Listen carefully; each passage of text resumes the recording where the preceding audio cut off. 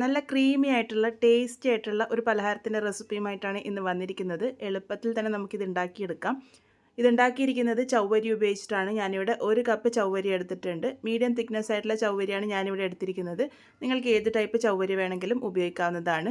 ഇതൊന്ന് 2-3 പ്രാവശ്യം നല്ലപോലെ കഴുകിയെടുത്തതിന് ശേഷം കുതിർക്കാൻ വേണ്ടി വെക്കാം. നല്ല തിളച്ച വെള്ളം ഒഴിച്ചിട്ടാണ് ഇത് കുതിർത്തെടുക്കേണ്ടത്.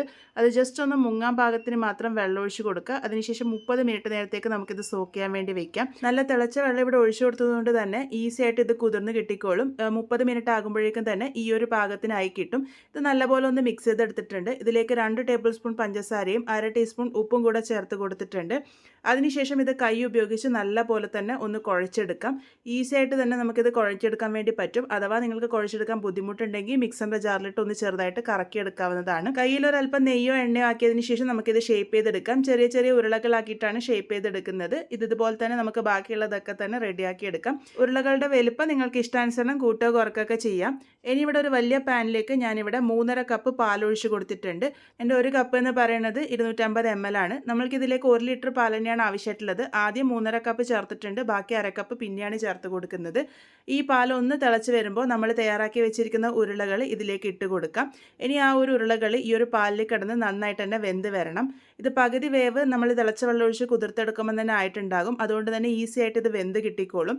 കുറച്ച് സമയം കഴിയുമ്പോഴേക്കും തന്നെ നമ്മുടെ ഉരുളകളൊക്കെ ട്രാൻസ്പാരൻ്റ് ആയിട്ട് നല്ലപോലെ തന്നെ വെന്ത് വന്നിട്ടുണ്ടാകും. നിങ്ങൾക്കിത് ഇതുപോലെ ഇടയ്ക്ക് അടച്ചു വെച്ചിട്ട് ഒന്ന് തുറന്ന് കൊടുത്ത് ഇളക്കി യോജിപ്പിച്ച് അങ്ങനെ വേവിച്ചെടുക്കാവുന്നതാണ്. ഇനി ഇതിലേക്ക് ആവശ്യമായിട്ടുള്ളത് കസ്റ്റേർഡ് പൗഡറാണ്. ഞാനിവിടെ 1 ടേബിൾ സ്പൂൺ കസ്റ്റേർഡ് പൗഡർ എടുത്തിട്ടുണ്ട്. അതിലേക്ക് 1/2 കപ്പ് പാൽ ഒഴിച്ചിട്ട് ഒട്ടും കട്ടകളില്ലാതെ നല്ലപോലെ തന്നെ മിക്സ് ചെയ്തെടുത്തിട്ടുണ്ട്. ചവ്വരിയുടെ ഉരുളകളൊക്കെ നന്നായിട്ട് വെന്ത് വന്നതിന് ശേഷം ഇതിലേക്ക് മധുരത്തിന് പാകത്തിന് പഞ്ചസാര ചേർത്ത് കൊടുക്കാം. 1/2 കപ്പ് പഞ്ചസാര ചേർത്ത് നല്ലപോലെ തന്നെ മിക്സ് ചെയ്തെടുത്തിട്ടുണ്ട്. പഞ്ചസാര നന്നായിട്ട് യോജിച്ച് വന്നതിന് ശേഷം ഇതിലേക്ക് തയ്യാറാക്കി വെച്ചിരിക്കുന്ന കസ്റ്റേർഡിൻ്റെ മിക്സും കൂടെ ചേർത്ത് കൊടുക്കാം.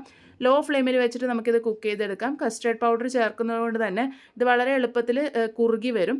അപ്പോൾ തുടരെ ഇളക്കി കൊടുത്തുകൊണ്ട് നമുക്കിതൊന്ന് മിക്സ് ചെയ്തെടുക്കാം. ഇതിലേക്ക് ഏറ്റവും അവസാനമായിട്ട് 1/4 ടീസ്പൂൺ ഏലക്ക പൊടി കൂടെ ചേർത്ത് കൊടുക്കുന്നുണ്ട്. ഇത്രയായി കഴിഞ്ഞാൽ നമ്മളുടെ പലഹാരം ഇവിടെ റെഡി ആയിട്ടുണ്ട്. ഫ്ലെയിം ഓഫ് ചെയ്തിട്ട് നമുക്ക് ഇതിൻ്റെ ചൂടാറാൻ വേണ്ടി മാറ്റി വയ്ക്കാം. ചൂടാറി വരുമ്പോഴേക്കും ഇതിൻ്റെ ടെക്സ്ചർ നല്ലൊരു ക്രീമി ആയിട്ട് കിട്ടും.